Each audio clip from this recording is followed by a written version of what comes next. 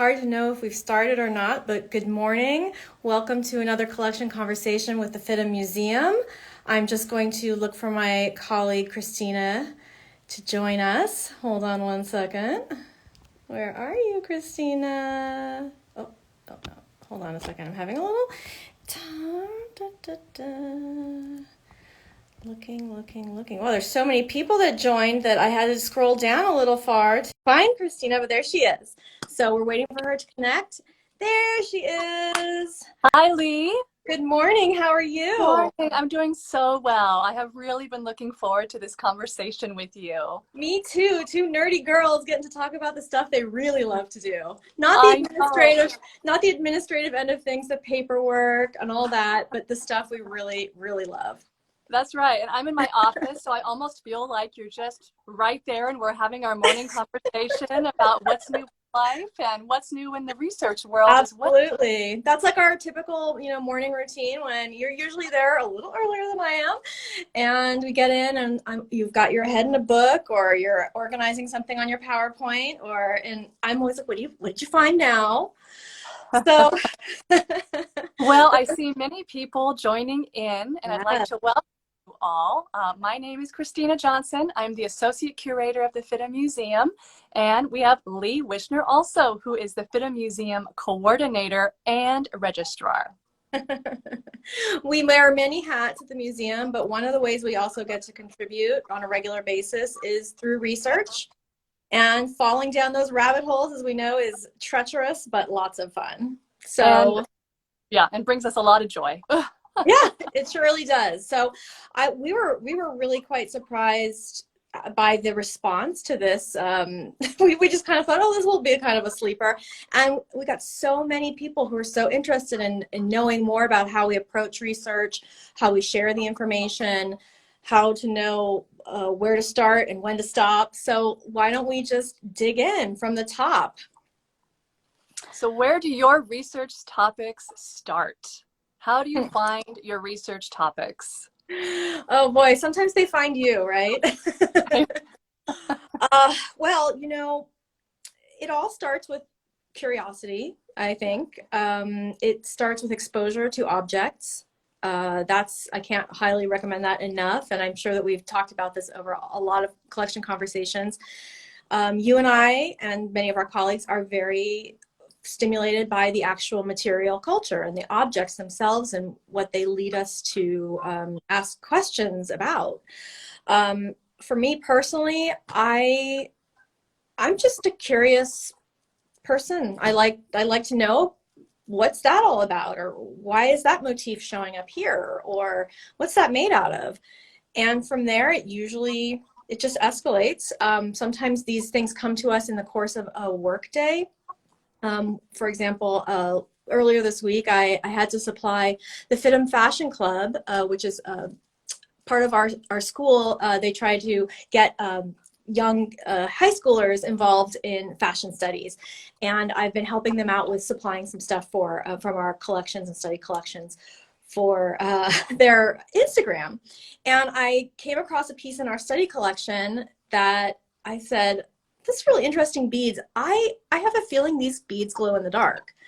So by the time I had taken my pictures and gotten back to my desk, I was already like, okay, I'm getting on some database and right now, and I'm going to try to find out. And yeah, they're glow in the dark beads. They're Italian probably, and that was a research hole a rabbit hole I hadn't planned on jumping in that day. But I found myself there for a few minutes and then realized I have other things I need to do. I'm going to shelve this for a later date. So that happens a lot. You start a little curiosity and then you kind of put it away for when you can give it your full attention. So it really is driven by your curiosity, what you encounter in your day, and sort of your aspirations for how you want to take your research in different directions. So I don't know, that's for me. How about you? Yeah, basically the same thing. I like to describe myself as an unapologetic object-based historian. I love the objects, and that's probably from my time starting here as the collections manager. So it was very much hands-on. I was responsible for the organization and archival management of the objects in the FIDM Museum's collections. And I saw a lot. And you know what? I had a lot of questions. And so I would find myself surrounded by objects and just start thinking like, who wore this? Why did they wear this? What is it made of? Who manufactured it? Just more and more and more. And I can give you an example. One of the first collections that I started working with was the Marlene Dietrich collection here at the FIDM Museum. And we do have the largest Marlene Dietrich collection of film and personal wardrobe outside of the Berlin Film Museum, which acquired her estate. So a very exciting collection. And I have photos. I have some photos, so I'll try and do this and talk at the same time. So some of the pieces include Irene suits from her personal wardrobe. You can see that here. There's also costumes. For example, here's a still of Marlene Dietrich in the 1936 film Desire, and the FIDM Museum has the costume right here. We have additional pieces from the personal wardrobe, including Delman footwear, as well as couture, such as this black and white. I think this is Jacques Fat, and Dior. But one dress really struck my fancy because I started finding a lot of images of her in it. And it was this gown, which is a brocaded paisley gown by Irina Bullock-Wilshire. And this photo was in the objects collection documentation file. You can see her wearing it here. And the photo was from the film A Foreign Affair, 1948. So I thought, okay, great, film costume, fabulous, wonderful. But then I started finding images of her in the gown as I just was doing Google research, right? So on Getty Images, Alamine, the Margaret Herrick digitized resources. And I found this image of her here in Los Angeles. And if you look very closely, you can see the bodice of the gown. And here she is. She's at Ciro's nightclub having a wonderful time with her then partner, Jean Gabin. And there she is wearing it. So I thought, well, this is very interesting. She wore a personal wardrobe item as a film costume. I wonder what the meaning was behind it. Then I started doing a little more research, and I found this image of her. Do you see what's behind her? It's a tent. And what she is doing is she's in Italy, and she is entertaining the troops during her USO tour.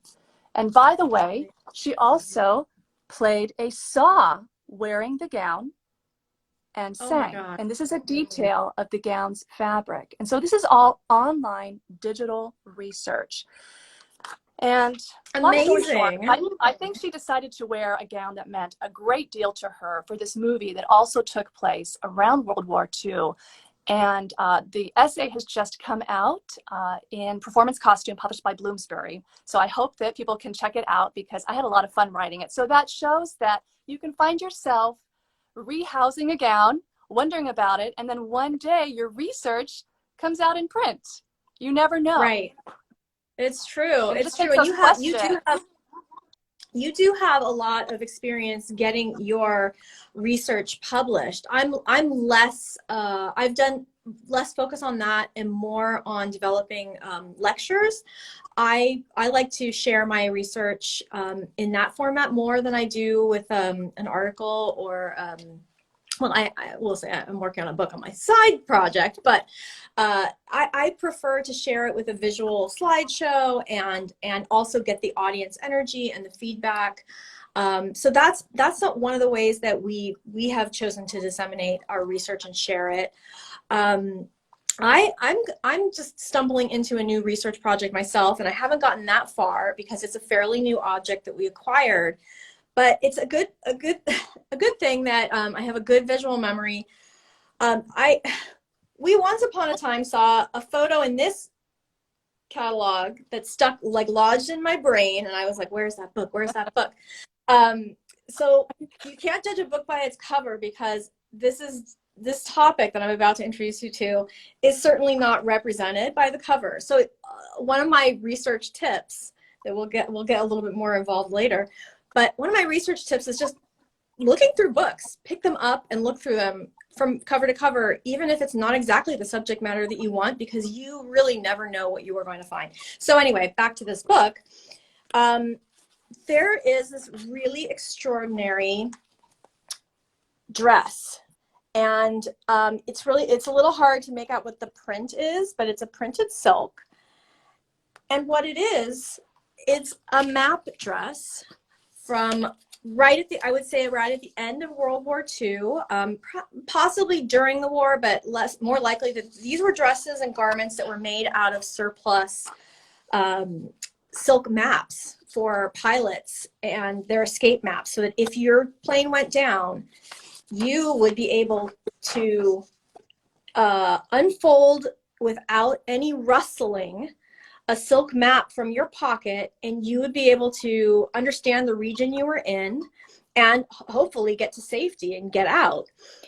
So Kevin found this dress from a private collection late last year, and it's going to be my next big project. I want to take some time to really get to know just how many maps were used to make the dress. So it's going to involve not only looking at books and resources, but using the primary object to help determine some of my research and areas to go in.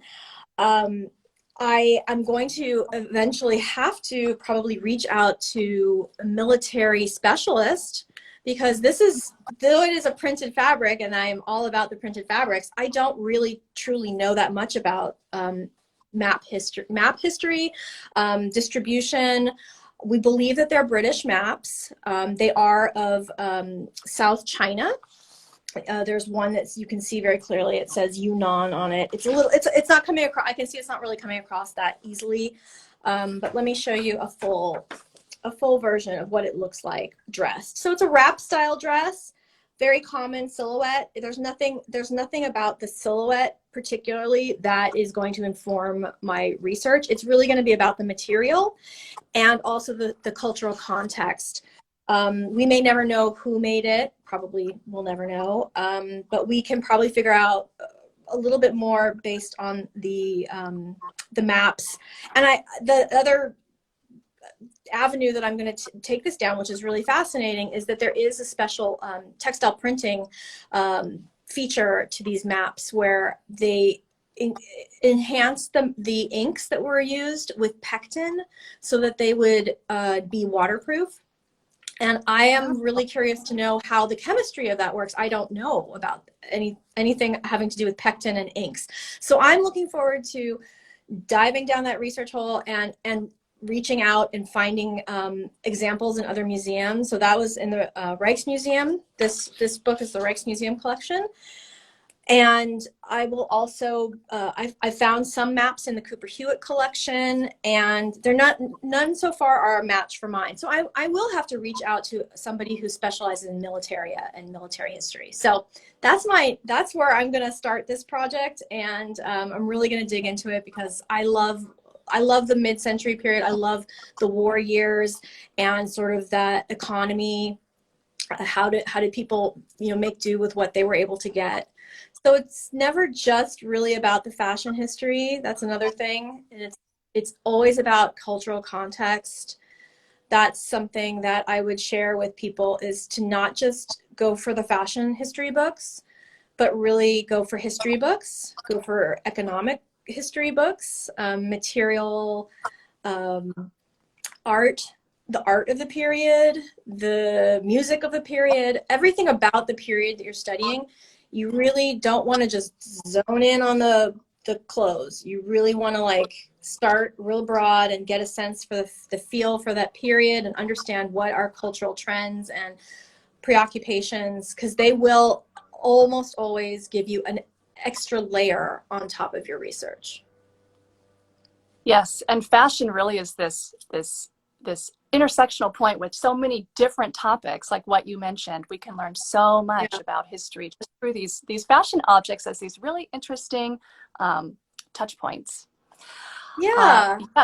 Also, I wanted to point out, Leigh, you are the perfect person for this map project. And one of our viewers was saying that they have a pocket square owned by their grandfather that was used during the war. So I think it's fascinating that this stuff is still out there.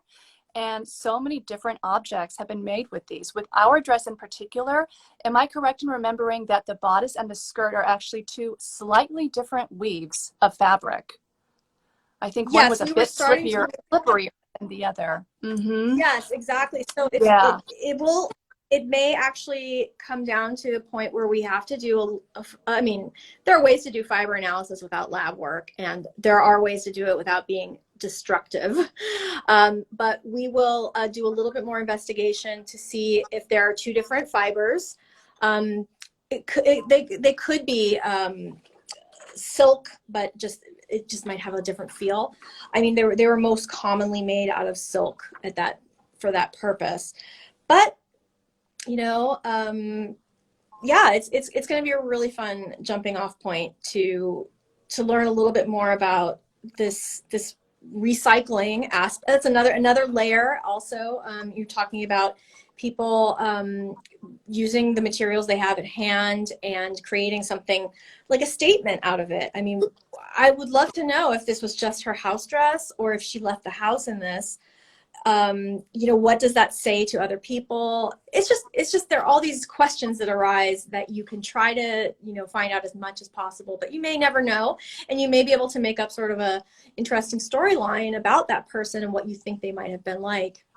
And that's what we do with a lot of clothing that we don't know the wearers or the owner's histories or the maker's stories. So we try to interpret the best we can. So yeah, I'm really looking forward to this project. Well, I know we support each other in our research, and I think it's important to acknowledge that. I have a little project that I'll talk about that I'm actually quite pleased with how it came out with. We received this gown, I think it was in 2005. Ooh. It is 1905. It is a woman's day gown, and you can see there's crossed lace at the bust, and it's actually made of chiffon with vertical rows of very small sequins as well as chiffon flowers. And it came with a group of objects all worn by a woman and her daughter, and it was donated by the granddaughter. So we had some provenance. And so Kevin and I were looking at this gown, Kevin Jones, our curator, and it's a really striking gown. It just kind of sets something off. And then a little while later, he was at LACMA, the Los Angeles County Museum of Art, doing some research there and stumbled across a portfolio illustrating gowns that had been on display at the Paris exhibition of 1900. It was the gowns that were displayed by the haute couture there. And so the Paris exhibition was one of these famous World's Fairs where manufacturers and designers display their wares, and it's a huge tourist attraction. And it also generates a great deal of publicity in the form of magazines and newspapers. So I started going down the rabbit hole, looking online at newspapers and published books like archive.org and using the keyword term Paris exhibition. You know what? I forgot to show you one image. This is the image photocopied from the luxury portfolio that he found. You can see the gown, that same crossed lace, vertical sequins, as well as the chiffon flowers, except our gown has longer sleeves, but it is the same, and it was identified as Rodinitz AC, which was the couture house displaying the gown with the other couture members.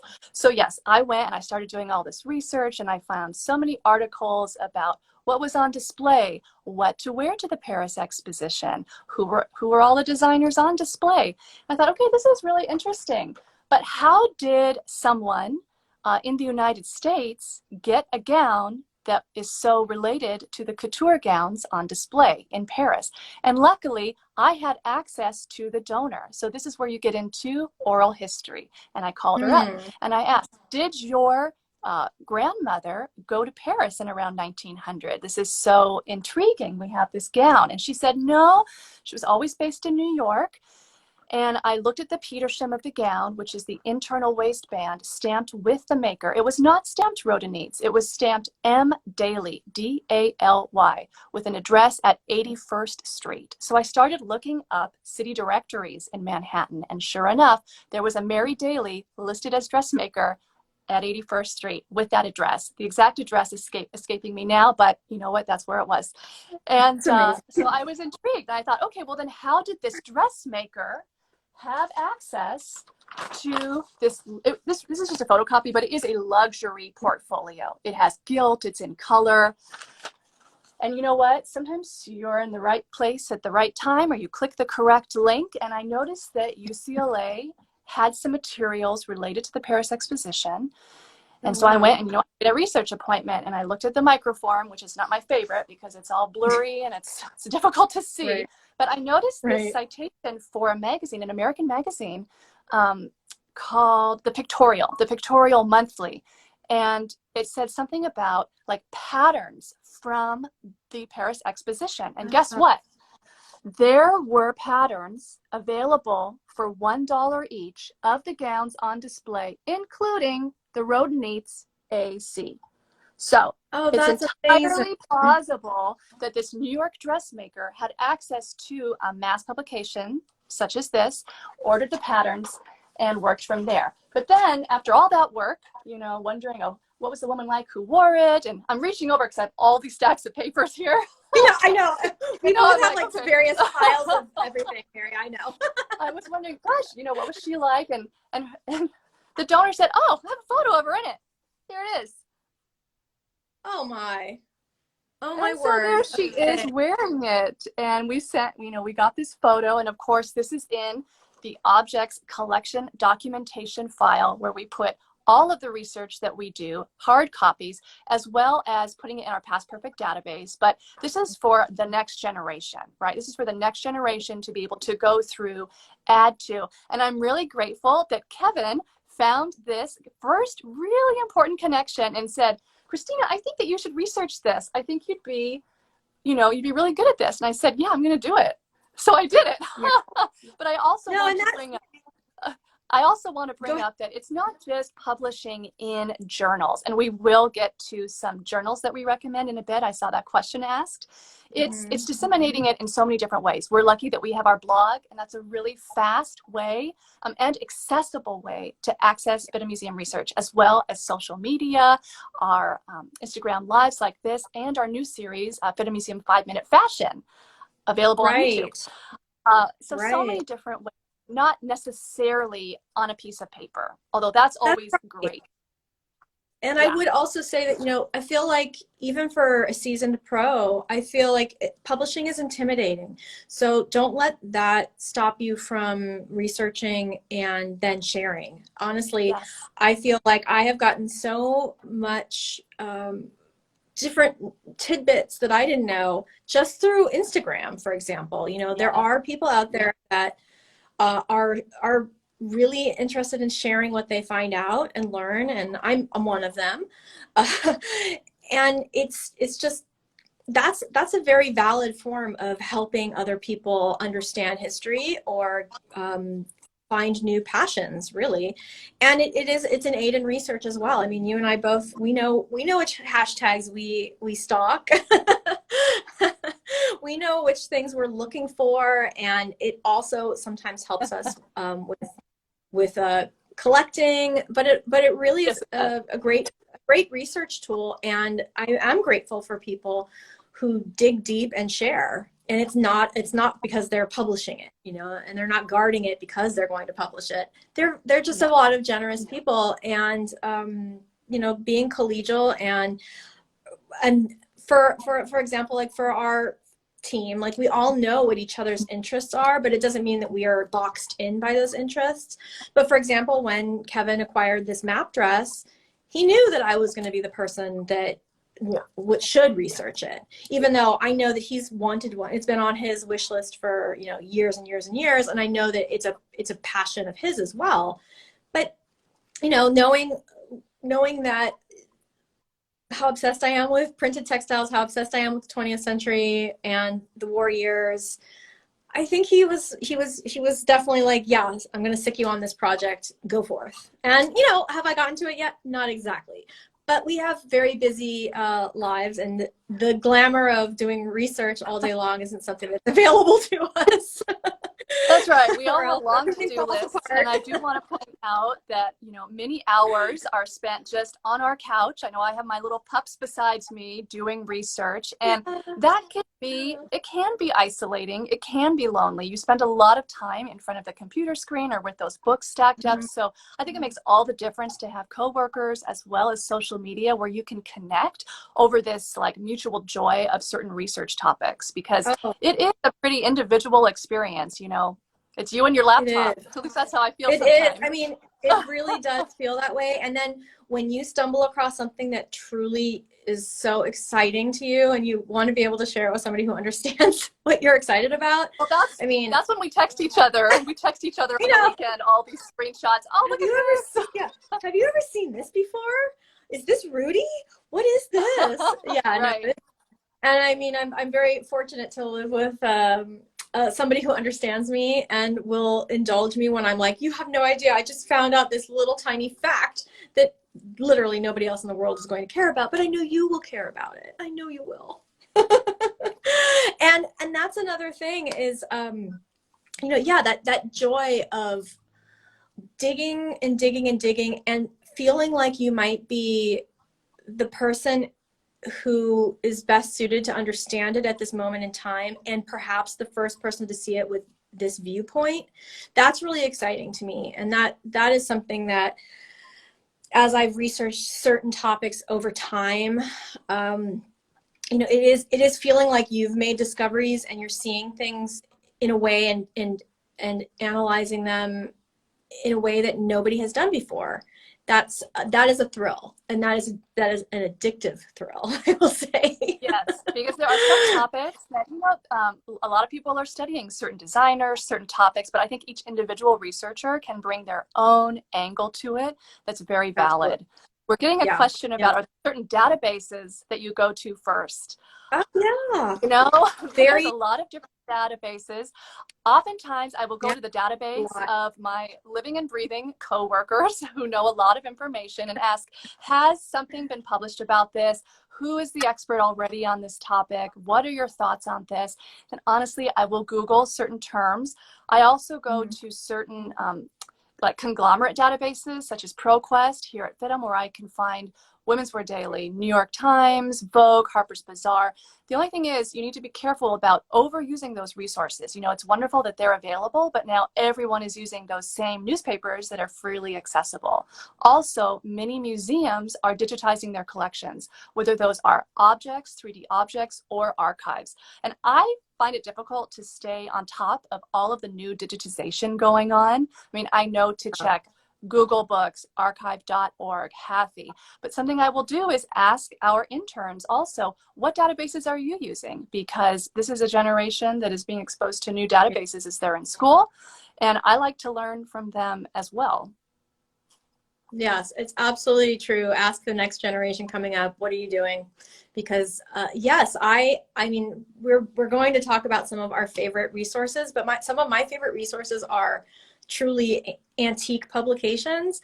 And I would say, like, what's the latest thing that I should know about in the realm of contemporary fashion? And I would not be the person to ask about that. I would ask somebody else. And that's another part of conducting successful research, I believe, is that you should never hesitate to reach out to other people and ask. Ask them questions. One of our previous wonderful interns, Brian Centrone, is saying newspapers.com, which, yes, that is a wonderful. That's one of your favorites. That is, like, I live my life on newspapers.com. Yes, we decided it was a resource for the museum that we would all benefit from in some way or another. I'm probably the heaviest user, so we have an account. And yeah, because, you know, 20th century research is quite a different beast than researching a topic from the 18th or 19th centuries.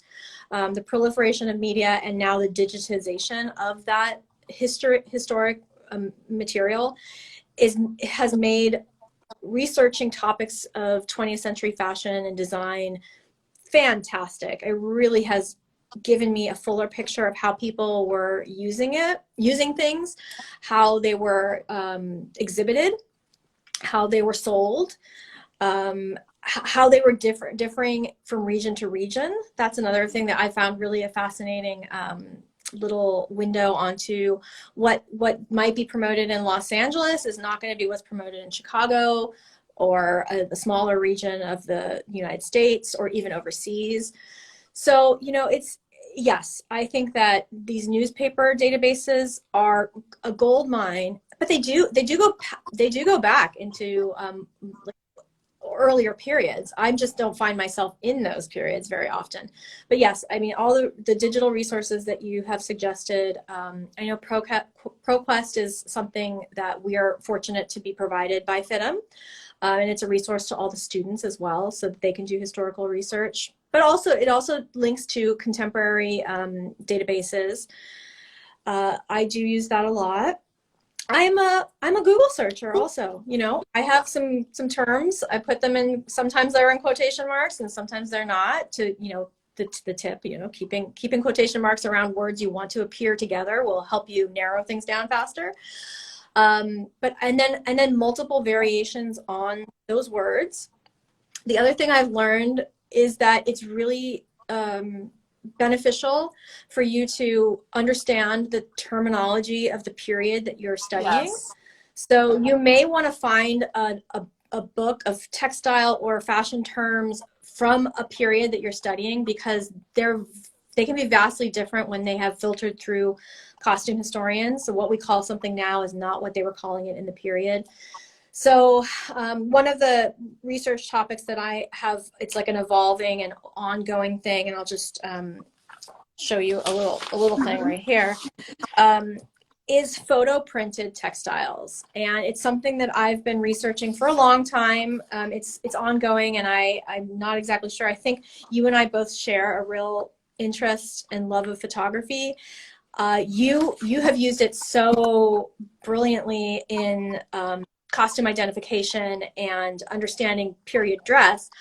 I'm very fascinated by it as a printing technology, and how people use the medium in a way that it was not intended for in the first place. So this is sort of one of the things that started me down a path. This is from Life magazine. And I said, okay, well, first of all, we're all looking for this dress. So if you have it, you must contact me.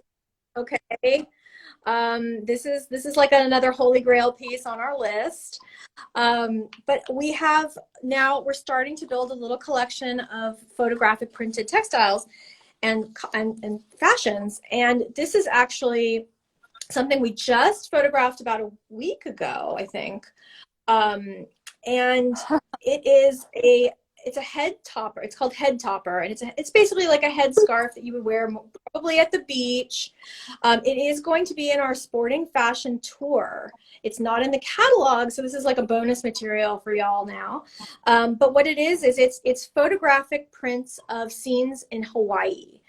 And I actually have pieces like this in my own personal collection.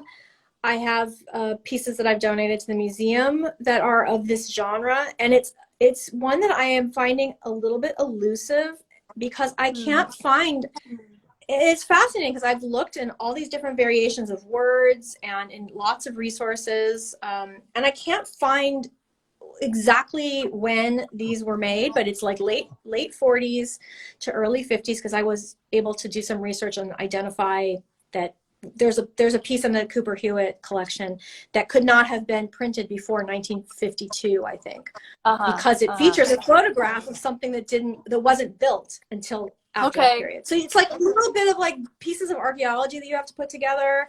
So this is something that I will continue to work on and develop. And in fact, Kevin just dropped this bombshell on me last week, a couple weeks ago, after we had a talk with Henry Wilkinson about Givenchy.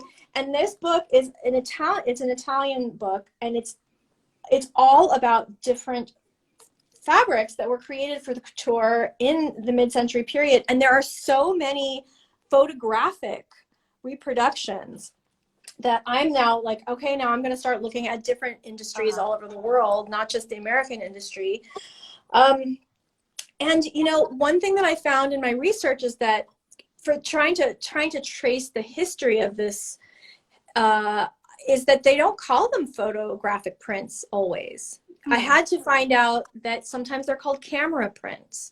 So you have to sort of be creative, and once you start seeing a word appear in a context, you're like, oh, I never would have called this a camera print. But once you start looking for camera prints, perhaps you start opening up new avenues of research. So yes, this is how research evolves. It's kind of like you know, throwing a bunch of stuff out there and seeing what you can find, and then sorting through it and saving it for later. We all agree that doing a Google search and going through every single page of that Google search, and I'm telling you, if it's 100 pages, just do it, because Yes. literally on page 95 you will find something that didn't pop up earlier, and it will take you someplace new. I mean, Also, it's my experience anyway. and give it some time also, because in a couple of months, more images are going to be uploaded and it's going to be in a different order. So sometimes that benefits research as well. True. And research, like you mentioned, research also involves looking at collections online.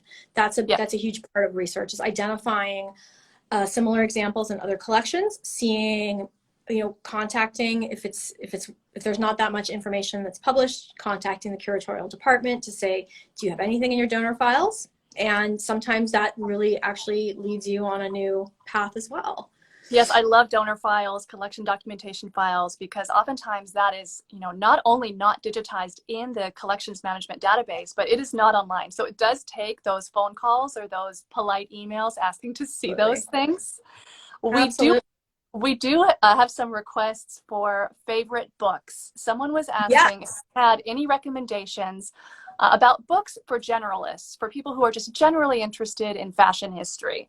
And I have a few. One I really like, and remember, I'm that unapologetic object-based historian, is the Kyoto Costume Institute's fashion book, which is a collection of images, mostly that have been exhibited, images from objects that have been exhibited in their galleries. And this is a wonderful book filled with beautiful objects. And, there's no huge essay in it. However, you can trust the dating, you can trust the attribution, and I think it's a great learning tool for people who are interested in Western fashion history from the 17th to the 20th centuries. Absolutely, I would agree with that. Fabulous book.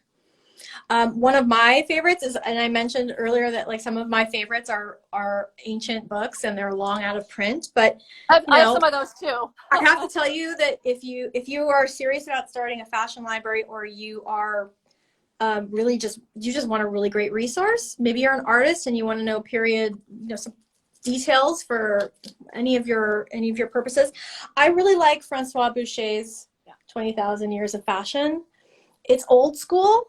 And as we were sort of talking about the other day, it's interesting because this was all published before, digital requests for, transfer me some images, etc. I don't know how they put books like this together back then, but this is just a solid resource for it's it's not huge, but it gives you a lot of information, and there's not a huge amount of color images, but it's just a really great, pick this up and you can find basically what you're looking for in any period.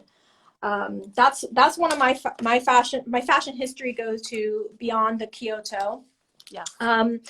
And no surprise, or maybe it's a surprise to some people who have never heard me speak before, but I really like textiles. So so I have a lot of textile book recommendations more than fashion books. So I'll just show you a couple others. This has been reprinted in new editions, but this is also a really great resource. It's edited by Jennifer Harris. And again, it gives you kind of everything you need to know about textile history from different cultures as well. So I also like this as a multicultural resource. And I know you have textbooks. Yeah, that was one of my exactly. It was great. And I don't know if they still assign it. I hope they do, but this is at Bard. This was my introduction to textile. Was it? Yeah, at NYU also. If someone is interested in traditional cultural fashion, I highly recommend Patricia Annawalt's The Worldwide History of Dress. Yeah. It's a huge book because it's a huge topic, and Patricia Annawalt was associated with the Fowler Museum at UCLA nearby, and it goes through history, many different cultures, a wonderful variety of resources, images, oral histories, objects, and I find myself going to this in part to get a basic overview of certain cultures and also to mine the bibliography and notes. That's really important.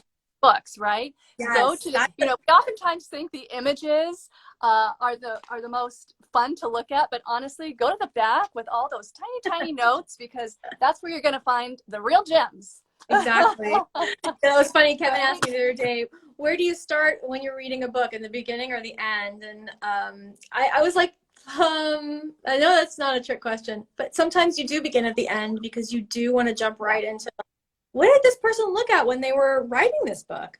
And that is like research 101 also, for the actual physical copies of things. Is literally, this is how you learn how to research. If you've never researched before, and you pick up a book on a subject, first read it, but also go and look and see where they got their information, because and this may be also like basic information, but in case there are people who really have been intimidated by how to do research, this is how people do research. They open books, they look at what's been published before. And to point out, this is what I meant was sort of basic, but is really crucial, is that we're talking about primary sources and secondary sources. Yes. So books like, for example, like we just showed, they are secondary sources. They've anthologized information and packaged it on a subject matter so that anybody can access it. But what they have done, if they're good scholars, is that they have gone and looked at all of the primary resources, which are the things published in the period that you're studying. Firsthand accounts, journals, diaries, newspaper articles, magazines, ephemera, those kinds of things that were produced in the period that speak directly to your subject. That should be the platform of your research. If you are really diving into a subject, really, you can learn a lot from secondary subjects, secondary books. That's great. They exist for a reason. But you may read a quote from a primary source in a secondary source, and then want to go back and see what's the context of that quote. And then you can trail your way back to that point, look at it and say, oh my gosh, there was like half of this quote that didn't make it into this book. That's fascinating. And it's like, now it's stimulated a whole new appreciation, or it just can be very inspiring to read somebody's words, from the past, and they're speaking to you in the present. So anyway, primary resources. I have another book that was also one of my textbooks for people who want to understand textile structure. This is still my Bible. I swear there's still nothing better than it. It's Dorothy Burnham's Warp and Weft. And I'm much better with printed things than I am with woven things, because weaving is very complicated. But this book has fabulous diagrams, very clear explanations, covers the history of the origins of the words, like roots. So you can also understand, if you're reading like a French book and you want to know what like a cantelet is, you can find it in here. And I've never been far from this book. I love it. Just love it. And I know it's out of print, but I can't help that. I'm sure there's great textile terminology books now, but again, they will not necessarily have older historic terminology in them. And then finally, my other Bible for textile research is 20th Century Pattern Design by Leslie Jackson. It's also been reprinted as well, a new edition. It's phenomenal because it covers the world globally, in great color pictures with really nice information. I also recommend this as just a great resource on 20th century pattern and design. So those are my favorite resources. And as you were holding up those books, Kevin was saying, don't rush research, enjoy the journey. And I wholeheartedly agree. Just to enjoy, because you're going to absorb more. You're going to learn more. I know sometimes I tend to rush because I just get so excited that I keep turning the page. I'll end this section on my Bible. My primary area of interest personally is the 19th century in the United States, Western fashion. And my favorite book is Dressed for the Photographer by Joan Severa. And I think this was published about 1996 or so. I remember seeing this book displayed at the Santa Monica Vintage Fashion Expo when I was in high school, and I was there with my friend, and it's like the world stopped. I was like, what is that? Because it deals with, right? It deals with photography, and there's a detailed description of the garments being worn in on each of the pages. And it uses that period terminology, describes the period terminology as you were speaking about. There's essays per decade. There is an amazing glossary, and there's a huge bibliography. And I have to tell you, I got this for Christmas. And by the way, this is before Amazon.com. So my mom and dad went to the local art bookstore in Santa Monica. And I kind of knew I was going to get it for Christmas. I think they might even be watching, because I think I probably shook the box. And I got it. And then the whole day, the whole holiday, I'm like, okay, bye, don't bother me, because I want my book. I want to look at my book. No one talked to me. But honestly, I do still use it because it is the epitome of scholarship. And I greatly admire Joan Severa for that. She was also highly involved with the Daguerrean Society of America. Now, we had a question about scholarly journals and our recommendations for scholarly journals. So I would recommend Dress, which is the Journal of the Costume Society of America, Costume, the Journal of the Costume Society of Great Britain. The Association of Dress Historians has a new open access journal, which is amazing, and it comes out a few times a year. I would also recommend Fashion Theory, and these are all peer-reviewed journals. So you submit your writing, peers review them. There's usually a style guide that you need to adhere to. Everything needs to be cited, like with the Chicago Manual of Style, Turabian, and they're wonderful. A bit of a slower timeline, but really a great acknowledgement when your work appears in some of those. And I'm sure you have some textile journals to recommend. Anything that the Textile Society of America publishes, I always take a look at that. Symposium proceedings. I also really like the journal that my graduate school produces, which is called West 86th. West 86th. Sorry. It's their address, and it's a history of decorative arts and material culture journal. And so there's a wide range of materials in it. It's not just necessarily textile based, but as per my earlier recommendation, I find it extremely useful to not just be so focused on the textiles and the fashion themselves, but also be very curious about what scholars have to say about the material culture from that period. So I just like to soak up whatever I can, and if there's something that happens to be about mid-century period, then I'm all over it. And but I might learn something about Renaissance velvets that I would also find really fascinating. Those are, and I mean, there's also a really great magazine called Salvage Magazine that I also really it's not a peer-reviewed journal, but it's really high quality and has very interesting takes on historic and also contemporary, as well as people who are practitioners and makers.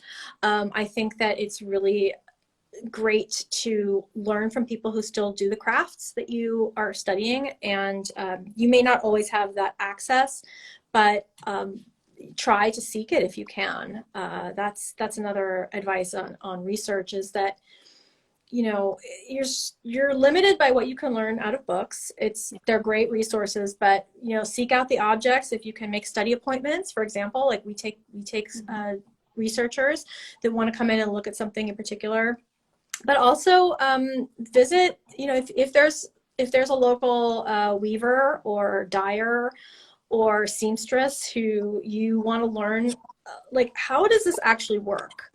You ask somebody who makes them. You don't just try to usually figure it out on your own. You just ask somebody who actually knows how to do it, and then they show you, and then it clicks. It's like, oh.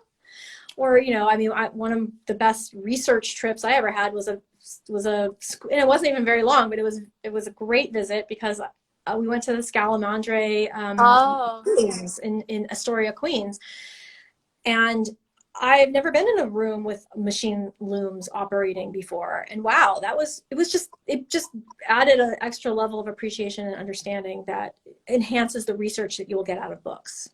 Yes, So, making sure to immerse yourself in the arts, the culture of the era, and the actual making of the pieces is such a learning experience. Very absolutely. important. Very important. Yeah. Oh my gosh, So, only have 10 minutes left, so we need to think about oh, the topics we want to end on, either absolutely. organization or some more research topics. Well, I'll just glancingly talk about, somebody had asked what role do digital resources play. So we've already talked about that. And then there was one more about organization. Yeah. And I don't know if I'm the best person to ask about organization, but I can talk about that. I do keep I do keep my records very fairly well organized in terms of research, and I use Google Drive and Google Documents and Google Photos. I'm not paid by Google, surprisingly, I know, I but feel like I'm saying that word so much too. I do use it a lot, and because it's very accessible to me anywhere because you never know when, literally, you never know when inspiration is going to hit you and you need to access something. And it's like, I need to compare this to this, like now. So I like that accessibility when I'm out and about, to be able to say, oh, I've seen this print before here. Okay, great. I save PDFs a lot from newspaper.com, New York Times website. They have a great archive as well, ProQuest. And as I'm gathering things, I try to rename the files in the moment so that I know what it is that I'm looking for. Like, I'll have the date, the source, and potentially like an artist's name to tag it with, so that I know why I saved it. Now, that doesn't always fit into a file name, but and I also keep spreadsheets. I know you keep some interesting ways of keeping your research organized. But yeah, I mean, digital organization is great, and if you just keep on top of it, then it'll serve you in the long run. Yeah, you have to keep on top of it. And I think it depends on the size of the project. Obviously, if it's a blog entry or a short social media entry, it's just a Word document that you can keep, right? But if you're talking about a book, like I'm working on a Bernrick retrospective book based on our archive, it gets a little more complicated. At times it can feel overwhelming. But for that project, I have a very long Word document where I dump in quotes from all of the different sources I'm looking at. And if you want to get into the nitty gritty, I bold the top line, I do the page numbers, and then I cut and paste from that. And I make sure when I cut and paste my new document, which is the writing for the book, to cite it immediately, right? Because sometimes that can get pretty confusing. Right, immediately cited. Absolutely. And then I also have that you cite that thing. And then I also have a 3-part PowerPoint, which has all of the Fitta Museum Rudy Gernrich objects on it, as well as any media or quotes from that mega Word document input. So that I can just scroll past and see, okay, what do I have related to this suit? Or what do I have related to these shoes? And then back it up on at least 2 different sources, a hard drive, Google, and in terms of spreadsheets, for me, I keep an Excel spreadsheet related to image rights. So I'll have an image of something I'm interested in publishing. I will have where that image is from to the folder level. If it's at UCLA, in this archival box, in this folder, because I need to easily be able to request it for reproduction or for publication, as well as the title they want associated with it, the cost to reproduce it. That's really what I keep Excel for. I also have a huge Excel of people whom I've spoken to, oral histories, as well as their contact information. And each person has a digital file folder where I put everything related to that person, whether it's a model, a manufacturer, they're with us, they're not with us anymore. So, a big project, the other advice I would have is to do a little every day, because if you take a week off or so, you might forget where you were. I know that. We have so many different projects going on, and we go down these rabbit holes and we find these joys, and then we forget about those bigger topics we're working on. Yeah, we were kind of touching base about this Oh, it's so easy to forget where you left off the last time you start. I was like, okay, yeah, it's definitely, it will take you a little time to reorient yourself. So I do like that, that approach that you have shared, that a little chipping away at something a little bit every day is a good methodology and something I could probably learn from you. Oh, I don't know about So. that. I don't know about that. So tell me, with our parting moments, tell me what your next, or the thing you're currently working on with gusto, and I'll tell you what I'm going to be developing next as well. You know what? I'm going to have you go first. You go first because honestly, I'm thinking that the topics that I'm thinking about, I would like to do another conversation with you if it's of interest to our audience about all of the additional research topics we're dealing with, because the topic I want to bring up is a little bit long. So the next 4 minutes is all yours. That's my gift to you. Oh, okay. Well, I will say I am sort of, because of an unboxing that I did on Manuel, whose birthday it is today, by the way. Manuel. Really? Oh. Yeah, it is. I just found out from Sonia. I can't believe that. Okay, so these are both Chimayo coats. One of them is from the 1920s. This one is from the 1980s. I'm going to start to research how things develop over time in terms of these weavings. One thing that I'm eager to dispel is that they are in the period. For example, here's a newspaper ad that I found for a Chimayo coat. They're often labeled as Indian products, and what I have discovered through research, and it's still ongoing, is that they are not at all actually Native American Indian weavings. They are Hispanic American and specifically New Mexican weaving history. Now, the thing that's really fascinating to me is that they do there's a cultural interchange between Navajo weavers and the New Mexican Hispanic weavers, and they sort of, this is called an eye dazzler. It's from the late 19th century, and they kind of trade style back and forth and influence each other, and they change over time. By the time you get into the period where more Americans are traveling and tourism is booming in the 20s and forward, you start seeing that designs change to be more specific to production of these garments. And so one thing I still have to research is, were they actually weaving to shape for garments, or were they cutting from blankets?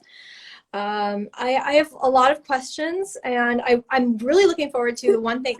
So the Manuel coat, he used this fabric for this coat, and he's known for this. And I'm really excited because he's still alive, and I want to reach out to him and ask him questions about how did he source things. How, I know there's period newspaper articles, I've read about it, but I'd like to speak to the designer, and that's another research layer, that if you can find a subject matter where you can actually speak to the creator, that's a real rarity and a treasure as well.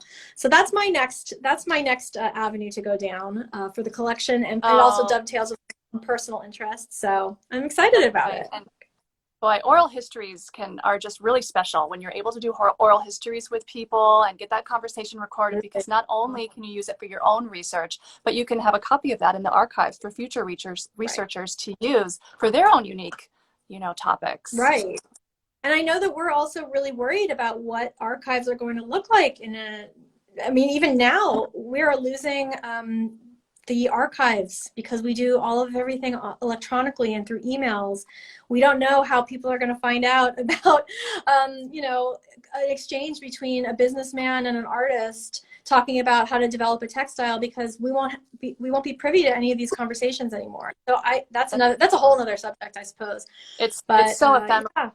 Yeah, it's so ephemeral. So, well, this has been so much fun, and thank you everyone for joining today. Hopefully one of many more research-oriented conversations we can have with BITA Museum staff. Absolutely. And if you have more questions to ask, if we didn't cover something or you have just a question you were a little too afraid to ask on camera, please, drop us a line. We'd be happy to share more tips and give you some pointers. And I just want to thank everybody for joining. This was a pure joy as we build it. And Yes. we'll look forward to seeing you again in a couple of weeks for another collection conversation with the FIDA Museum. Thanks for All your right. time Take this care, morning, Christina. everyone. All right, take care. Bye. Bye-bye.